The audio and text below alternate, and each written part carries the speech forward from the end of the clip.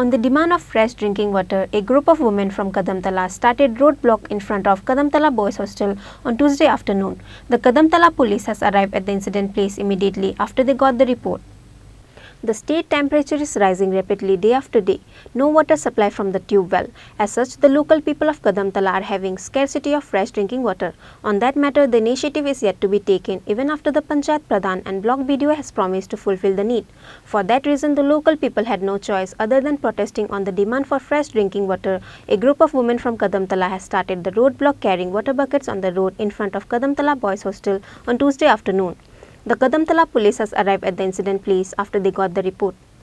অনেক দিন থেকে আমরা 2-3 মাস থেকে জল একদম পাই না। জল পাই না, এখন জল ছাড়া তো মানুষ থাকতে পারে না সারাদিন।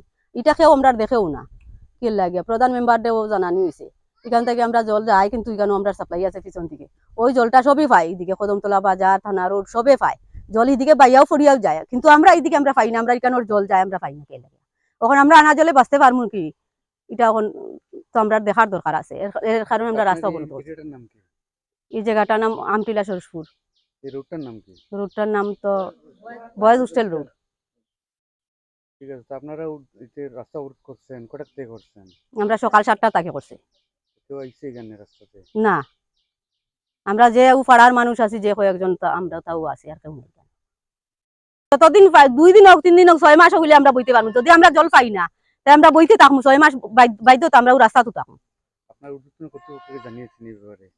এটা জানানি হয়েছে, জানে। আর একবারও অবরোধ করছিলাম আমরা, তখনও প্রধান আইলা, বিডিও আইলা, সবও আইয়া দেখিয়া গেলা। এরপরে কিছুদিন আমরা জল পাইলাম, পাওয়ার পরে এখন আবার বন্ধ, এখন কিছুদিন থাকিয়া। এটা তো সবর জানানি আছে। আমরা সামনের দিকেও আছে, পিছন দিকেও আছে জল পাই, বোরিংয়ের লাইনও আইছে, কিন্তু মাঝখানে আমরা এই কয়েক 15-20 পরিবারের মধ্যে আমরা জল নাই একটু। In the end, the Panchayat Pradhan himself gave his word to fulfill the need and supply the water as soon as possible in their area. With that, the local people end the protest and withdraw the roadblock. Bureau Report, Chini, Khorang.